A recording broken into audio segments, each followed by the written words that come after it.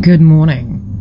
Well, I think it's quite fitting to start on the hibiscus, and we will let you know soon why.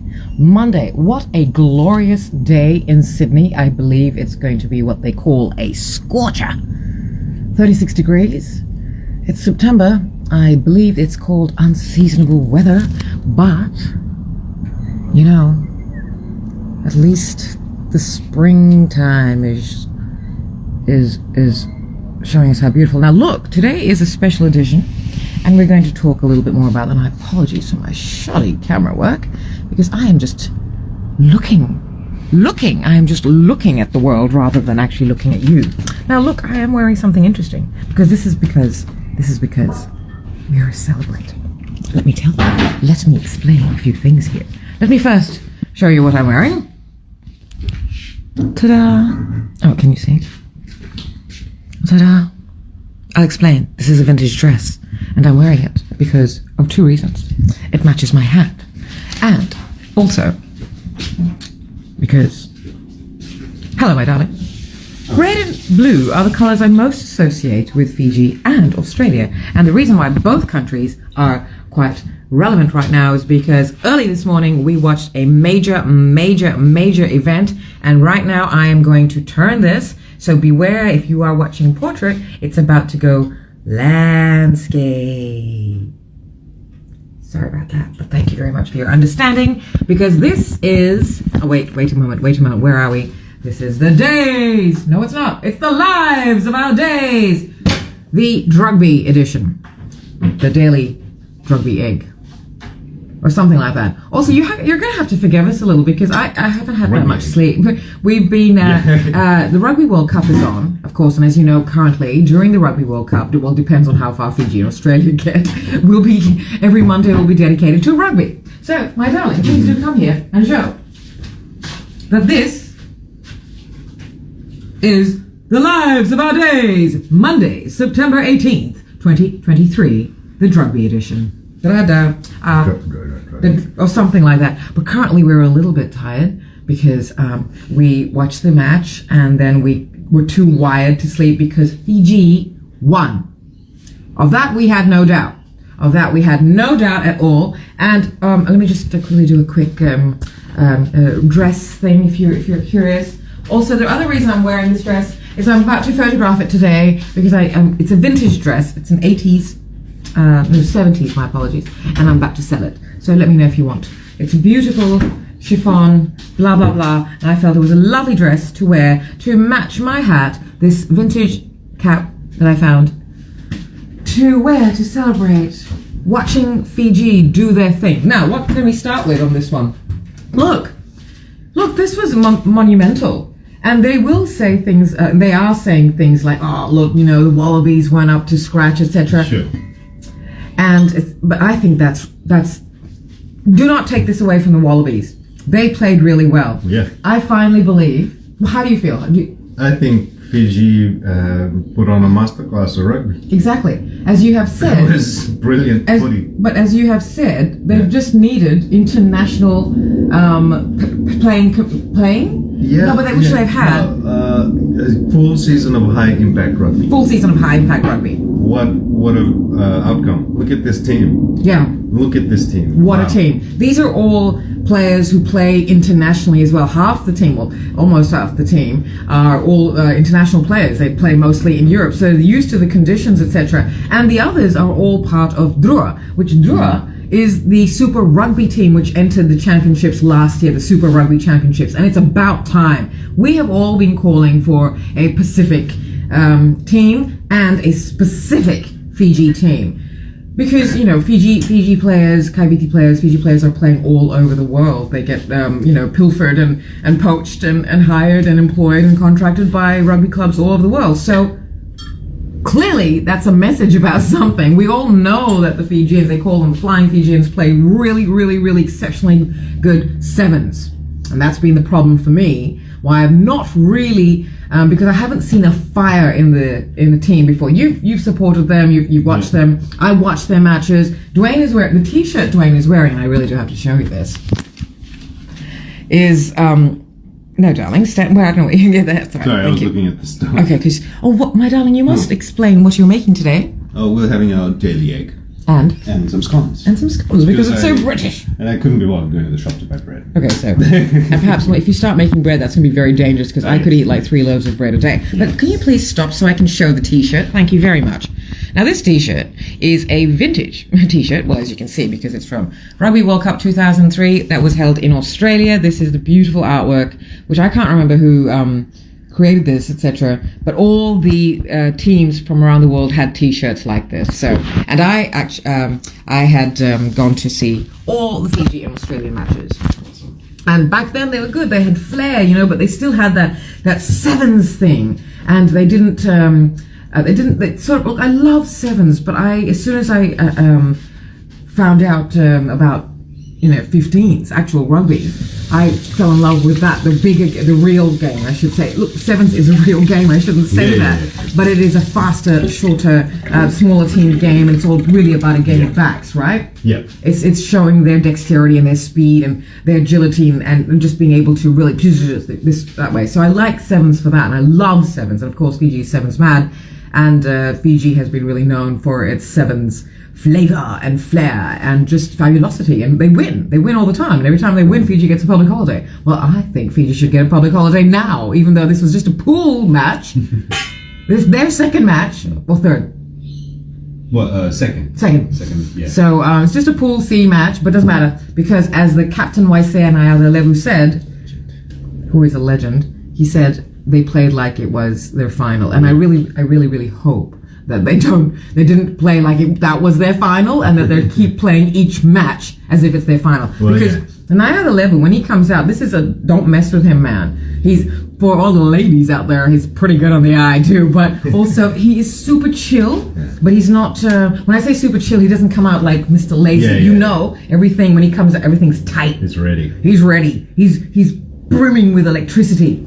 And when he comes out, before he comes out, he tells his team, let's change our mindsets. That's what he says. He doesn't say change their mindsets. He's not playing for anybody's approval. That's what you can see in his eyes. Yeah. He plays for,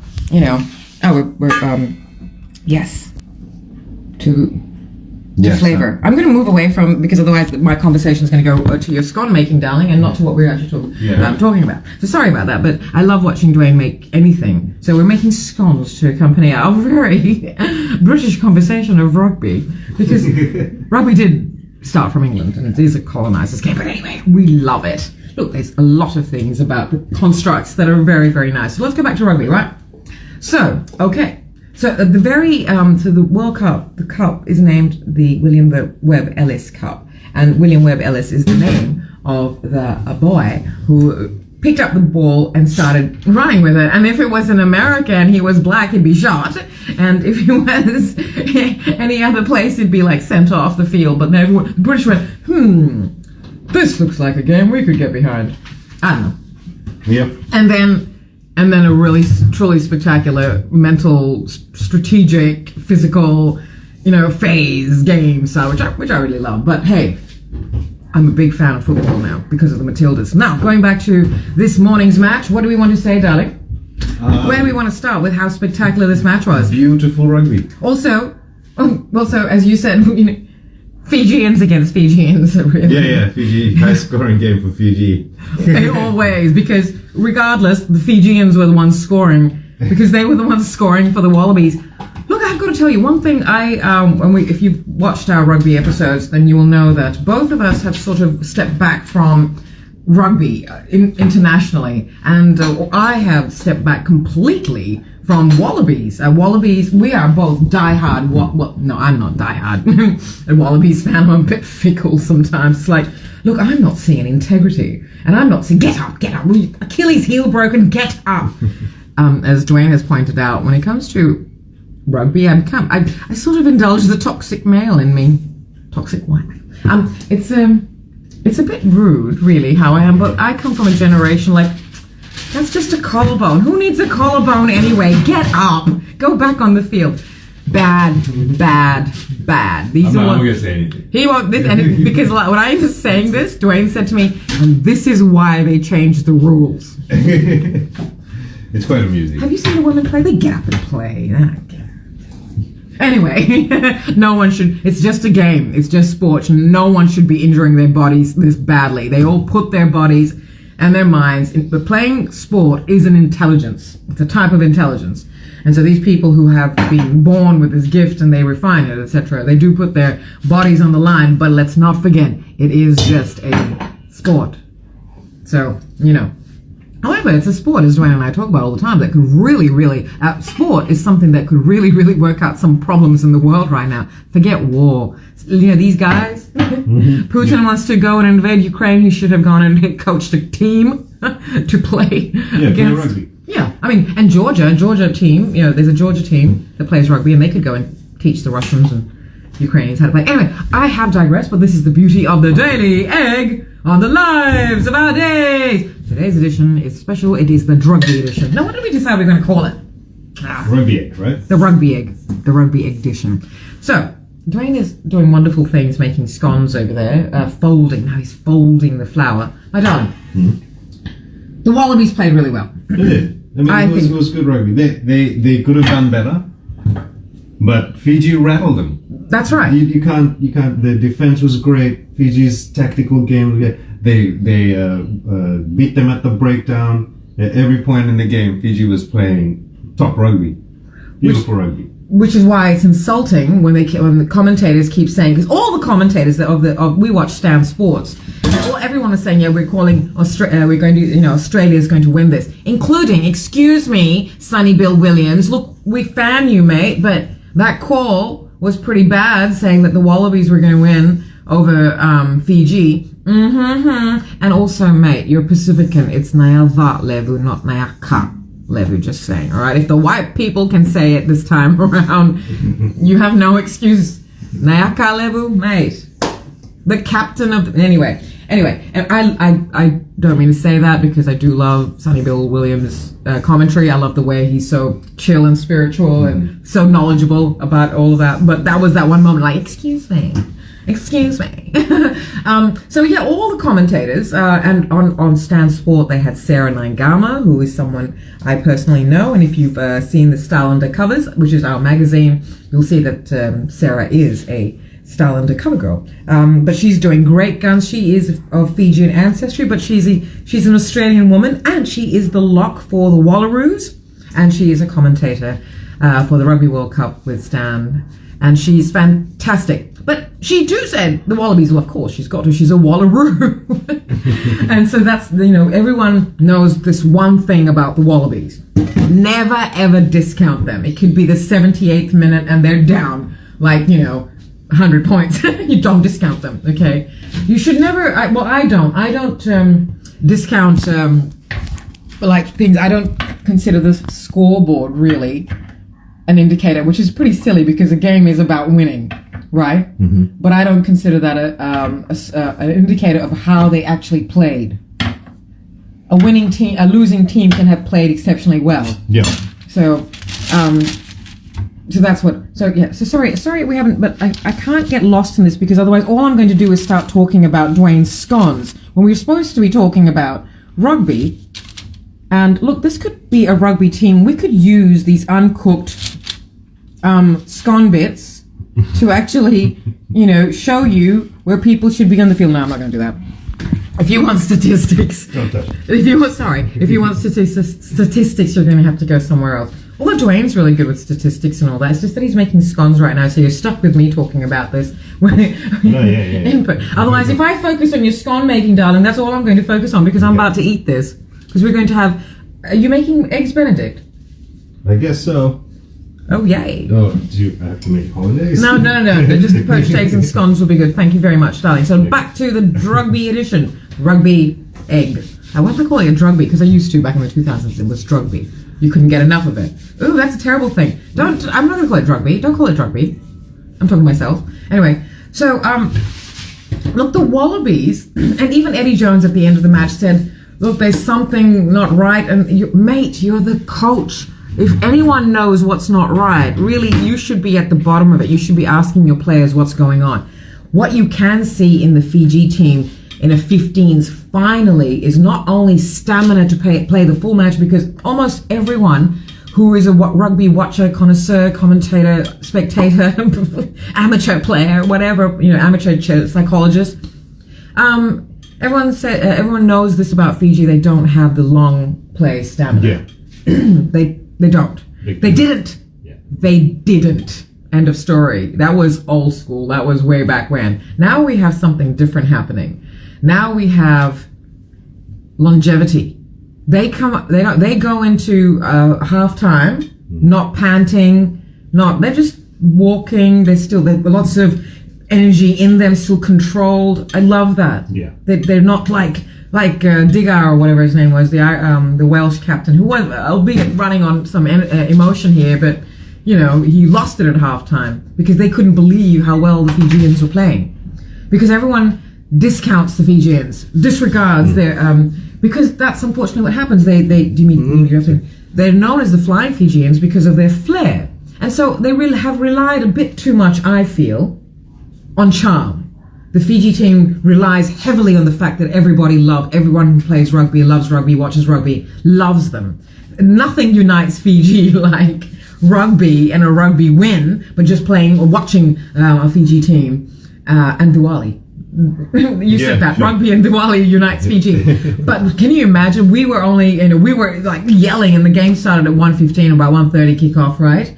And so ended around 4. So in Fiji, that's Fiji's 2 hours ahead. So in the early hours of the morning. So there may be a lot of people who have not turned up for work today. And I think that the employers, I don't know, in Fiji become such a national thing that, I think employers do forgive that. Excuse me.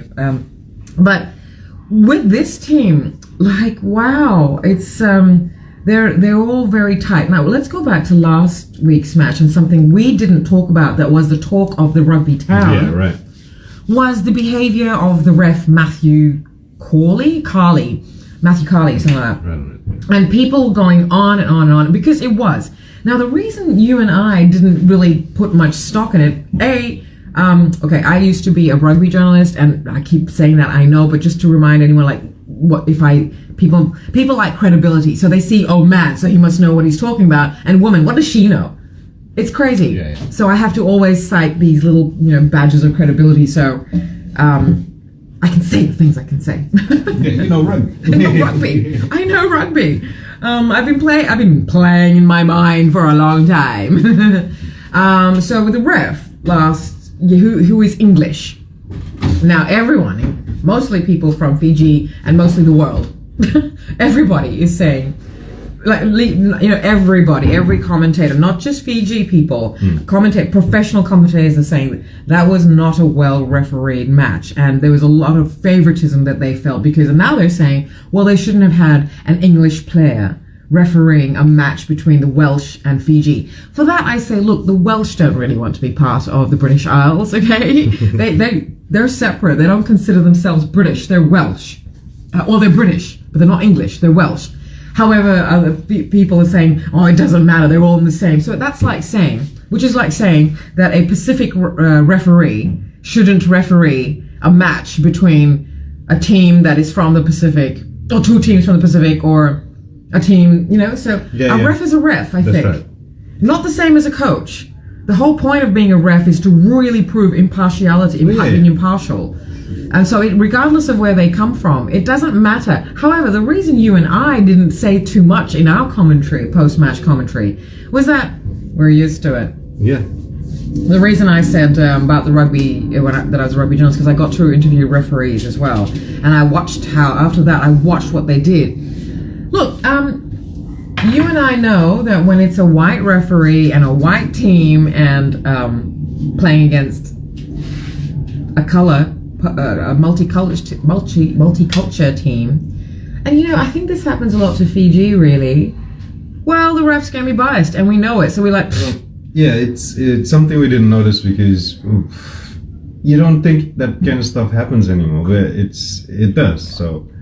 I refuse. The ref made some bad calls. It was a bit shady. I kept going, come on, ref, what the hell? You kept all throughout the match. And maybe we need to do our commentary live, but then all we'll be doing is, not talking to you. I just thought, I don't know. We didn't even take that into account. But because Fiji played so well as well, they played a great game. That's right. Because Fiji played so well, for me, it wasn't like the refs' bad decisions that stopped Fiji playing well. They played well, and sure, they could have won it. But it doesn't matter anymore. He disallowed 2 tries as well. Yes, he did. That kind of shit. Then he should have sin-binned the Welsh players, etc. So there was a lot of, you did say all throughout the match, come on, ref, come on. But we were like, we're just used to say, I'm just used to hearing that in a match this, that I'm like, well, it's always going to be this bias, but look at the Fijians go. Yeah. Even in a game that was that has been seen as being refereed with some bias, and it's not necessarily bias, it's just some weirdly bad calls and power plays that referees tend to do. It's us. And it's like, ooh, what are you doing? And so when we 10 minutes into this match, the Flying Fijians versus the Wallabies, Dwayne said, oh, the referee's been reading the comments. So, he actually did, he refereed with good ref. With a good impartial, and also and letting the game flow. Yeah. As you pointed out, so many refs just want the cameras on them. I swear, they're all such, So show penalties, but this one, I can't remember his name. Oh, I'm sorry. Anyway, but it was a good ref. It was a good ref. Great game. What a beautiful match. Game. So what do you want to talk about? Standout players. Oh my God, Kuruvoli. Simeone. Let's talk about Fiji's kicking game. Oh my God, that's another thing. Where did that come from? Well, look, let's talk about the coach. So beautifully strategic. If we're going to go about into all that, I really think we need to talk about Simon Raiwalui. Yeah, and also international level rugby. We've got international players and playing international rugby, and I don't want to hear any more of this. Well, the Wallabies went on their A game. Oh yeah, they were, and they were totally after they were totally surprised because the Fijians were not even on the alphabet scale. They were off it. Yeah. They didn't just bring their A game because, as the captain Waisea Nayadalevu said after the match, he just said to the team, "We're change our mindset, go out there, play like it's the final." Anyway, so going back to you're talking about Kuruvoli. Yeah, no, sorry, you were talking about Simon Raiwalui. Yeah. But you were talking about the kicking match, right? So I feel, where do we start that from? Because just some backstory here. I have been out of rugby and my interest in rugby has been out for a long time. So I didn't really know what was happening within the Wallabies and the Fiji teams. I do focus on lots of rugby in other parts of the world, and you keep an eye out on it. But I needed to see that the Wallabies were playing like they were Wallabies, because I feel if you get to that position, that's not your trial. When you get to put on a jersey for the country, regardless of what sport, team, etc., and of course, this is just a game, and we're just talking at sport level, but it is a privilege. It is a privilege because there's lots of people who would love to make a living playing their passion for their countries. I would love to be, a national photographer. So it is an absolute honor and a privilege, but to get there, your A game should have come like years before you get to that point. That's when you're playing at international level for national team, sport, whatever, you're playing that. So Fijians, they're now running out onto this pitch, onto this field, like just...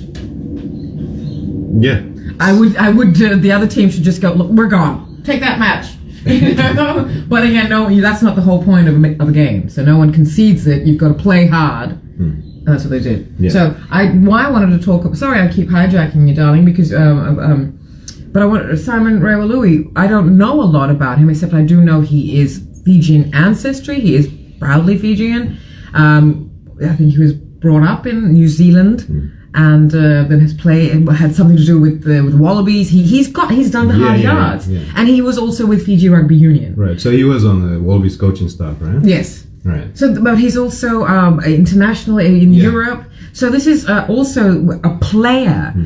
He was a lock. So a lock has become, and when you make a lock, your captain, it's pretty good. Lock or who else makes a good captain? A scrum? No, a lock. A lock is what. Nayada Levu is what? He's a center. He's a center. So center or lock make good captains. Yeah.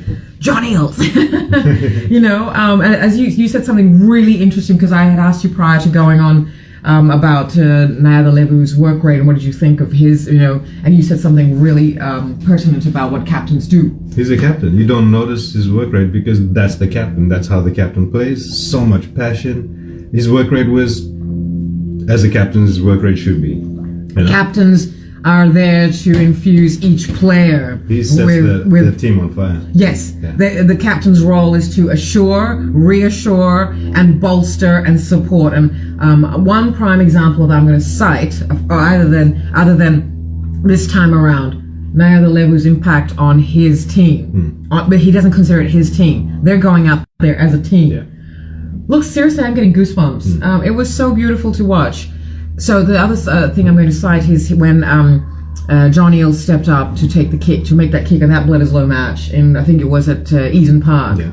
I'm not sure who was supposed to kick it. I don't even know if I've got my facts right here, but he basically just went, okay, well, Mortlock's out. All the kickers were out. John Eels was not known for his kicking ability, but he stepped up, kicked it casually, and then basically before it even went over the goal post lines, he moved away. And that was just captain material. You know who else did that? The man you mentioned earlier, Kuruvoli. Simeone Kuruvoli. So young. He plays for Drua. He's an inside center. Wow. You know, and a wing as well. Wing and inside center. You told me he's inside center. Anyway, I don't know. You told me Tuisova, the other man of the match. Who is the player of the match? Yeah, he's inside center. So Dwayne has started talking about the kicking game, and that's why I wanted to bring in the thing about the coach, because something has miraculously changed. Yeah. Stamina and kicking, and a team that knows what they're doing. The kicking game was strategic. There was a point in the game, I think towards the end, where they had a volley of kicks. The placement of the kicks, I don't know. It was just like I was very strategically done, and they gained so much territory just doing that.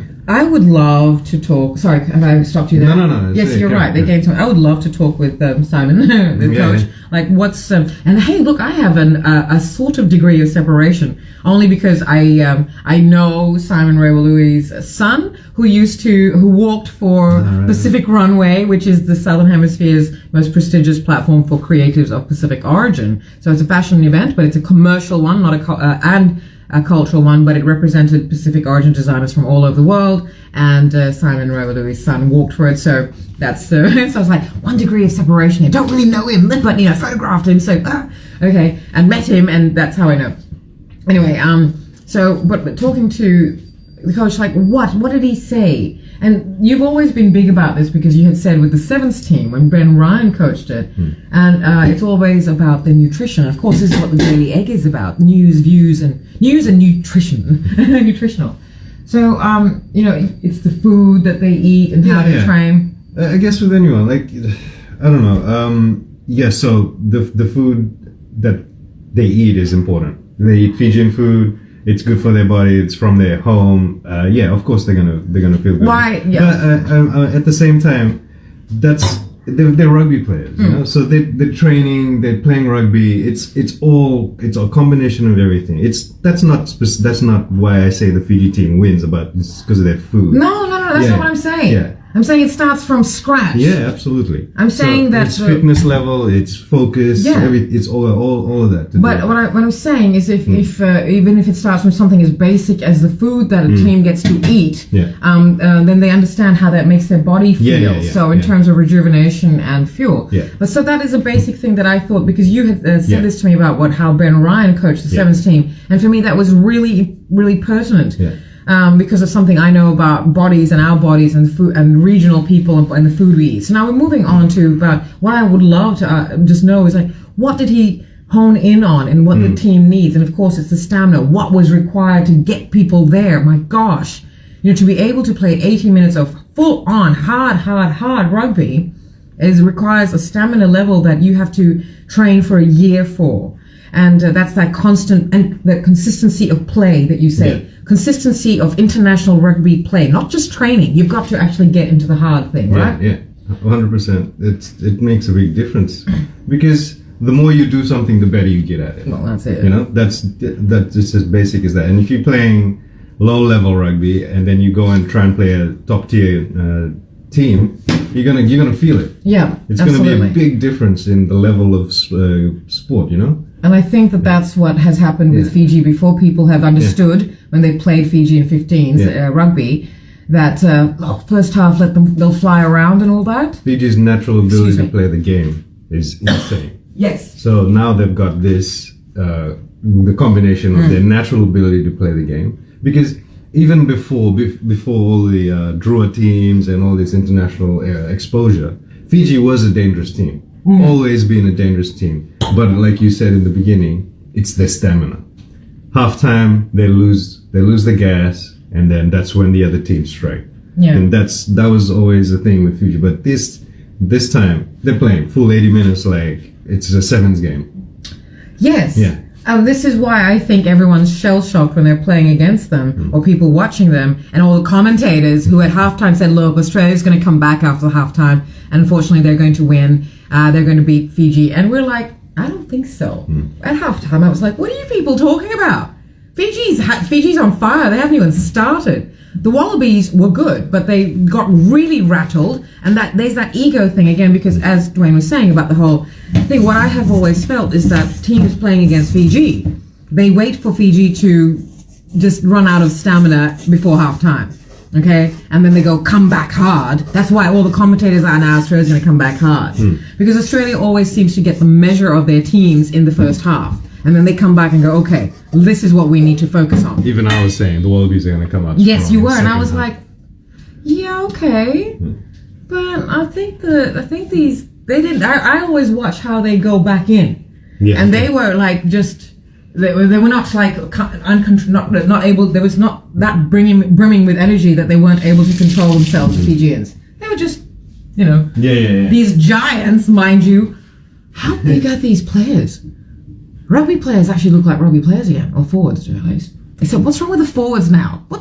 No toxic male shits on here. Sorry, no toxic males. Sorry, the only toxic male is that little bit of me inside. That's when sees a rugby player on the ground, get up. No, I'm not like that. I'm so ashamed. Anyway, no comment. So that stamina is what everybody got rattled by. They were like, "Ooh, okay, what's going on here?" Yeah, it was very. This is just a beautiful performance. Beautiful performance. Fiji played some good rugby, man. Wow. So You want to talk about Kuruvoli? Yeah, oh my goodness. Every time you watch a Fiji kicker kicking the ball, you're like, okay, yeah, just stop the game, doesn't matter. It's a terrible thing because Fiji's not known for their kicking game. Mm-hmm. I think, I was shocked. I haven't seen Fiji play that much this year. That's what I was to say. That's what I was saying. You and I, we lost interest because rugby lost interest in itself. It became very much a corporate a game between all the corporate unions. Yeah. So when I say unions, they were not the corporate people. So I lost absolute interest. So in it. it's nice to see these things in the Fiji team. Yeah. They're a full all-rounded team now. All-rounded team, They're absolutely. not just free-running rugby anymore. Now they've got that. Now they've got all their breakdown work. They're working at the breakdown. They're supporting each other. It's what a team. What a team. I'm so happy right now. Yes, absolutely. They all look really. The forwards, the scrum. They're really holding it up, and they really know what they're doing. Oh my gosh! And Kuruvoli, no, not Kuruvoli. Kuruvoli is the scrum half, right? Sorry, not inside centre. That's why you looked at me like, what? No, that's right. He's a scrum half, and he's just a perfect player, actually, and he's so young. And he's just started. I think he made his debut in 2020 against Georgia. I'm not too sure. Again, as I said, we've been out of it. So when you come to watch our rugby, we talk about the emotions. I do at least. But we will talk about not at it from a statistical point of view, but from what we know about rugby and can observe as is happening now. Does that make any sense? Probably not. But anyway, stats are not our thing. We won't tell you, we won't bore you or dazzle you with that, because that's what a lot of commentators tend to do, throw out statistics, and then everyone's like, oh, they're so smart. No, we won't do that. But Dwayne and I, just some backstory, Dwayne and I have not been watching rugby as much as we did, as we used to. But we watched this year's Blood is Low. Yeah, we know what we know about rugby, and we'll break it down the way we do. We're fairly,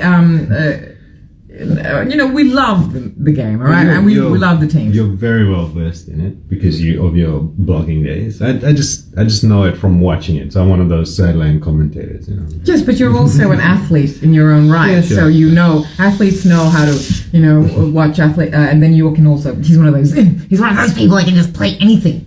I love it, but I'm also like, I wish I could. So fantastic! It was just an incredible Kuravoli.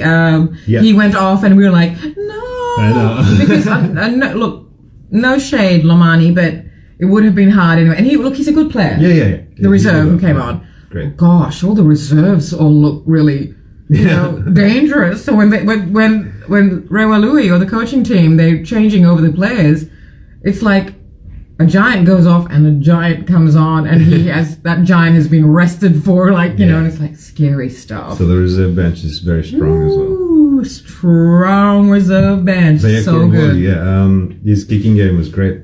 Box kicks, beautifully placed. The fullback had a good kicking game. And the number 10 was kicking well. He did kick a couple of, Veve ones, but it was great. I was calm towards the end. I was like, they're playing really good rugby. I can chill, man. Like, even though the Wallabies were going for them. Fiji held their defense. They kept their cool.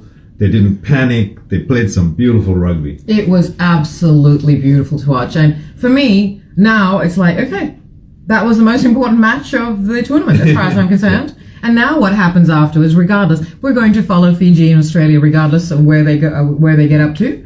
And, I never say never on this one. You cannot discount anybody. You can't discount the Wallabies. So the commentators are all being like, because one of the next big matches coming up, there's England versus Japan, but there's South Africa versus Ireland, and I'm like, and the commentators are saying they're going to win, and I said, why? And you looked at me and said, defending champ. No, they're not defending champs, are they? South Africa's defending champion. Yeah, and Ireland is number 1 in the world. Yeah, so everyone's going. So this is going to be the final, and I'm like, listen, don't say things like that, because you don't know. Because as you have predicted, it's really anyone's game. There's a lot of people pulling out things that have been hidden. They've bided their time, and you had said this about Jones. That you think Jones is making the team is deliberately hiding their. To make an excuse. I have to come up with a reason. They can't be just playing shit rugby. But when Jones came out post match and said, "Look, there's something wrong. We don't know," and even the commentators are like, "Mate, Jones, Mr. Jones, you really should know what's going on with your team." The coach, mate.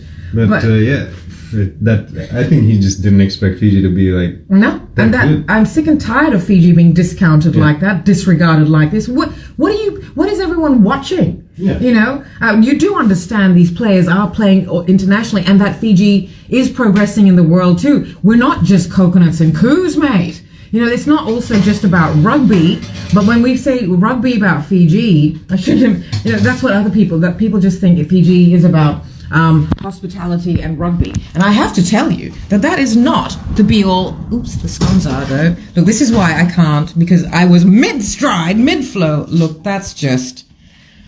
We may need to go and talk about rugby over scones and tea, darling, which is how the Fijians are dominating this British game. Oh, my. What did you say? What was that word you coined? I believe it was colonization. Anyway, those look good, my darling. Yeah, just mini scones. For our eggs, because we didn't have any bread, and Dwayne said, well, I'll just make some scones. I'm like, okay. I'd be like, we have no bread. Life is over. I love bread. Look, there's no bread like long loaf, Fiji long loaf. Stop it. Fiji long loaf. Fiji long loaf. If you're in Fiji, could you all please go and have some Fiji long loaf bread with slabs of raw dairy butter. Slabs. Hi, Aradhana, Dakini. Oh gosh, we have such a wonderful supporter. Thank you very much. Also some housekeeping. YouTube subscribers, if you could please go and subscribe to our channel, that'd be really, really great. So we were aiming for 50 subscribers. We currently have 52, and the last few subscribers, I think, Dakini, her Instagram handle, but if you don't mind, I would like to call you by your real name. I'm just reading the comments. For those of you watching this after, I'm just reading the comments. And usually we don't because it's live and you don't get to see the comments after. But yeah, Aradhana, thank you very much. That got us over. But would you believe YouTube has now changed the eligibility requirements? It's like I don't know. So before yesterday, it was you had to have 50 subscribers so you can go live on mobile. And now that we got 50, they've changed the eligibility requirements. And I'm like, okay, what's going on here? Anyway, you can only persevere and do it excellently. If you're going to persevere, if you're going to show stoicism, if you're going to do that thing that we all have to do, resilience, and resilience is not a personality trait, it's something that happens to us. And so, but if you're going to show that, you're going to have to show it like the Fiji team and play excellently, play every match, even if it's your pool match, like it's your final. Keep that energy. You don't have to expend that energy. When you play with desperation, that's when you lose the energy. And you have that great big one hit. And that's that one hit wonder. All your energy goes into that. But are you eating? Oh my God, I'm sorry. I'm only saying that because he's eating without me. Oh my God. The little piece. I have to talk to you about, we interrupt this rugby edition broadcast to talk about Dwayne scones. Dwayne scones are like fluffy. And, oh my God, Bubba, there's not even any butter and they're nice and crisp and that lovely hardness that you can bite into and it gives you substance, but doesn't, break your jaw. This is like you're biting into something, and then when you bite into the middle of the scone, it's all fluffy. And it's warm, it's not hot, so it's fluffy. So you have substance going into a tangible cloud. And on that we put butter and jam or egg. Look, we're starting our catering business again, so, hit us up. We'll let you know. Back to rugby. Okay. Wow. Kuruvoli, because I fancy myself a bit of a conversion predictor. Therapist? Oh yeah, ooh, don't say conversion therapist, that's a terrible... Conversion therapy is a terrible, terrible thing. Oh, really? That gets forced upon people who identify as gay. Yes, I'm remembering now. Yeah, wow. Terrible. Bullshit. Conversion therapy, that's crap. Oh. It's just, I think it's a religious thing, so all it is forcing religious things of sin into people's heads. Yeah, that's right. So no, not conversion therapy. I'm a conversion predictor. The kick predictor. Come on, you back it up. I'm not just saying it. He knows. Yeah, it's freaky. It's so cool. Like she can. Actually, you were predicting before he dropped, because before he puts his head down to take the kick, you predicted that he was gonna get It's in his eyes. It's insane. But it's freaky. But it's very cool as well. So. But again, thank you, darling. From coming from you, that really, I know love it. you. I love so it. Thank you. And you're always shy to call, and I'm like, just say it, babe. And every time, and then you're like, oh, I don't know, and he misses, and you're like, if I know it's a no, I know. Yeah. But if it's like I did call, I did see that they were going to get the try. But you get shy. You should just call it. It's quite amusing. It's fucking cool, man. But speaking of the Kuruvoli, his kicking game, man, and what I loved about it, I had said this about last time and I had said this about the captain. What a captain's role really is to make sure if the team is feeling a bit like this, they need to be able to look at their captain, and the captain should still be like this, regardless of all teams, any gender sport. The captains are always the ones that you can, they're the superhero of that team. Oh my God, I'm sorry, I've almost gone. Oh. I don't want to, okay. I don't know if you can hear the crunch. It's so fluffy. So good. Anyway, Kurvoli. Wow. In his eyes. In his eyes. And also what I really, really loved about him, there was a crucial conversion. And he kicked it, right? He kicked it. And his placement of the ball is beautiful.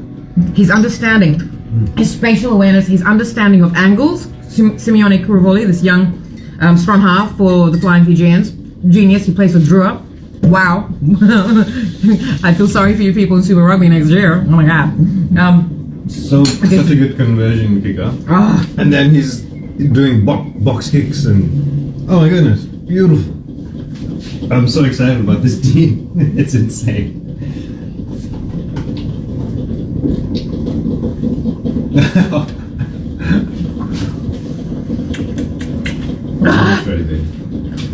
Yeah. Anyway, and then the player of the match, as deemed by the rugby officials at the Stade Etienne, Saint Etienne is where the game was played in France.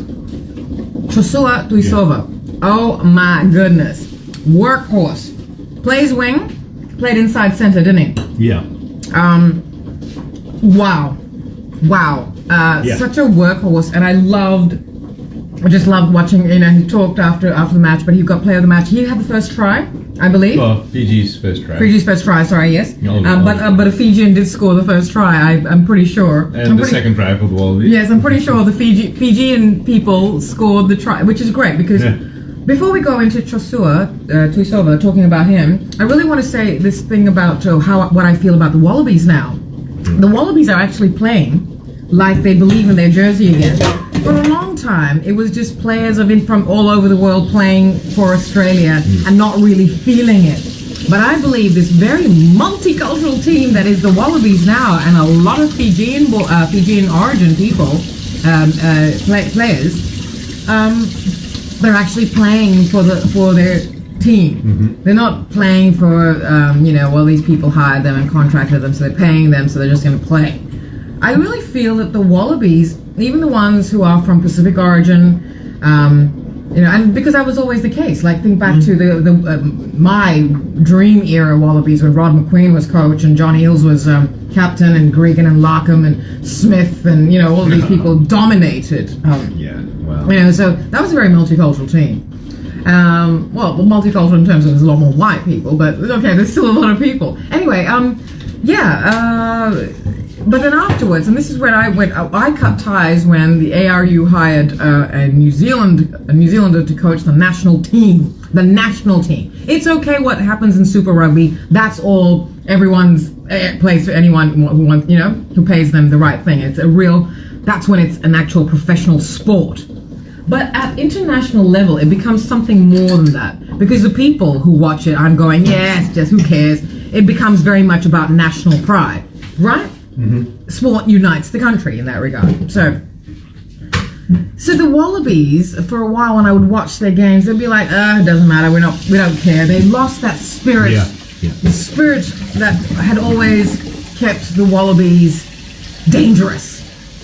It didn't matter. It didn't matter if they were behind. You didn't know what they would pull out. That was the spirit of the Wallabies. You did not know what the Australian team was going to do. And that's why they were dangerous. Well, guess who's dangerous now? Actually, still the Wallabies a little bit. They're getting there. I think this will be a huge... we know this is a huge wake-up call. Not because... but I think everybody was slightly underestimating. Yeah, Fiji went in as an underdog. Yeah. Absolutely. But now we have to back the Wallabies, because the Wallabies need to beat Wales. Okay. Because this pool is just wide open right now. And I'm wearing red. This is not, but we're wearing red and white for the Wales. But for me, red and blue. Let me just explain. Red and blue are the colors of both Fiji and Australia for me. For Australia, it's the blue skies and the red earth. And for Fiji, it's the blue ocean and the red hibiscus and the red flora. I love these colors. And look, I really love that these colors are predominant on this this T-shirt, this beautiful artwork T-shirt from 20 years ago. And so Chosua. Oh my gosh. Tuisova. Wow. What a performance. Workhorse. Everyone was working, but That guy was all over the place, man. And you've got to be a bit of a mosquito when it comes to rugby, right? And particularly the centres and scrum half has got to be the mosquito around the pack, etc. So both these two, but the entire team. And I really love that the captain isn't the only workhorse. Yeah, that he just watches his team. That's a sign of a good leader. Being able to just, all right, be there for your team anywhere they need you to be, but also letting them, the emotion in him after because he was really important for them. Of course. Oh, I've got goosebumps still. What a wonderful match. I'm so happy for Fiji. This is rugby. This is rugby, but also psychologically, what is, for the underdog, for the Fiji person watching this, understand this, it doesn't matter. Where your environment doesn't matter. It really doesn't. It's all about what you think inside. And I'm going to get all spiritual on you on this one. But really, that's it's the mindset.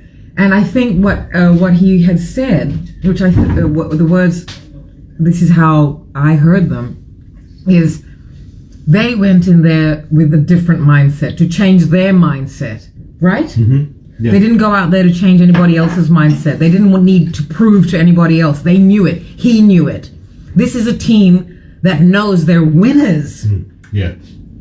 They play like they're winners. They don't need to win, if that makes sense. But they're winners, and they will win because they're winners, and they play every match. And rugby people, sports people, basically they move on. They're still playing. There's still a tournament happening. We're going to go now. They do tend to do that. Of course, a lot of pride gets hit, etc. And now, we can't get complacent. We can't just let that make us think, oh yeah, now we're done. Now, all the other teams are watching Fiji even harder. Like, what did they do? There's some of those things. They're going to be slow motion. Like rewind, pause, slow motion. So that's going to be the scrum. Yep. Rewind.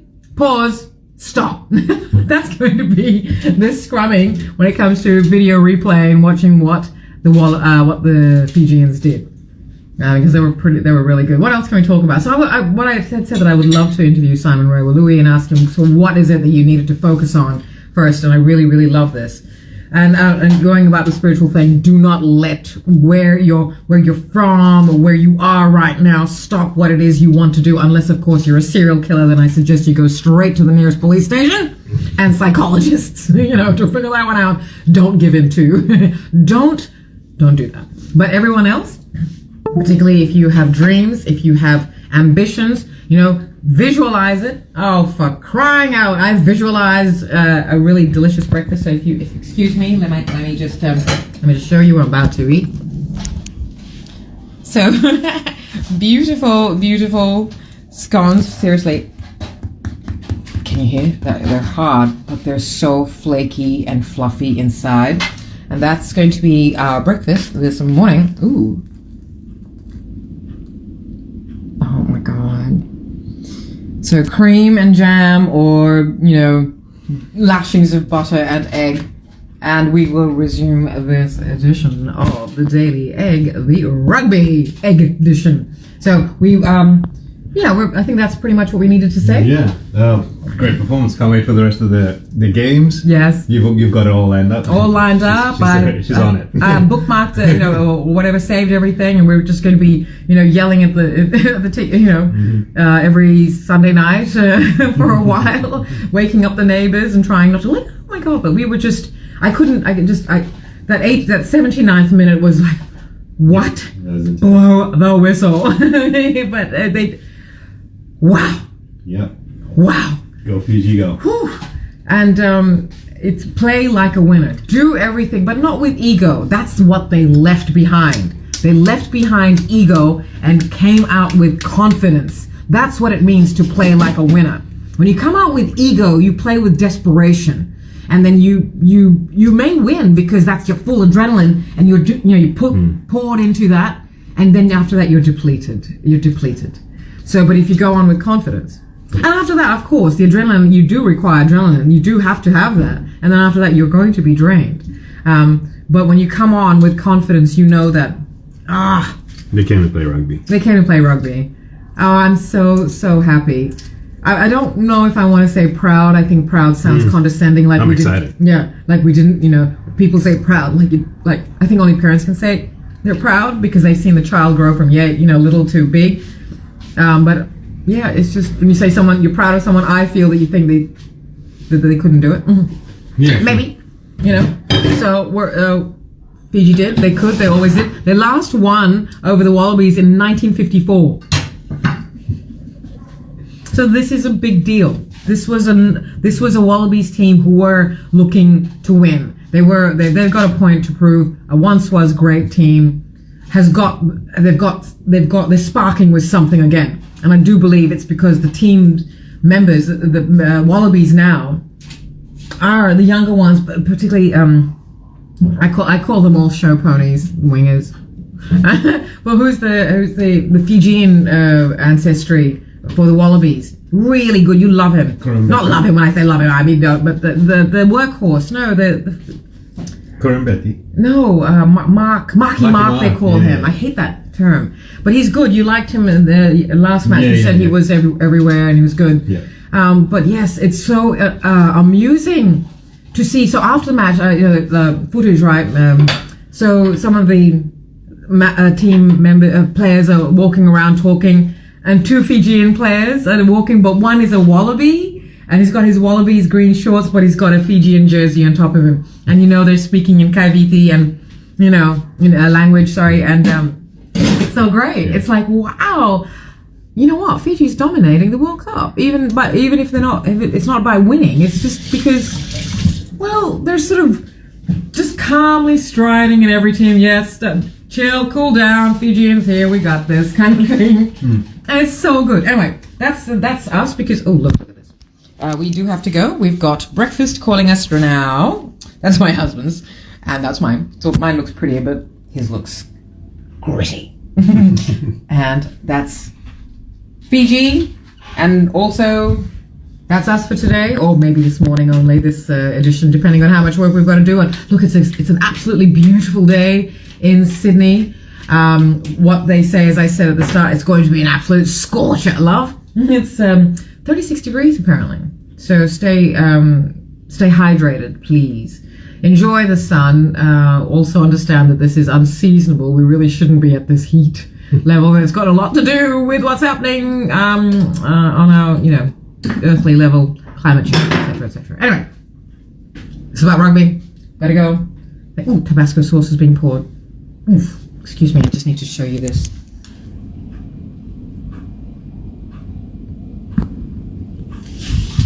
Thank you very much. Thanks. See you next time, or maybe this afternoon. It's definitely going to be tomorrow. But this is the lives of our days, the rugby edition, unscripted, unscheduled, unedited, unadulterated, but never unhinged. Thanks for being here.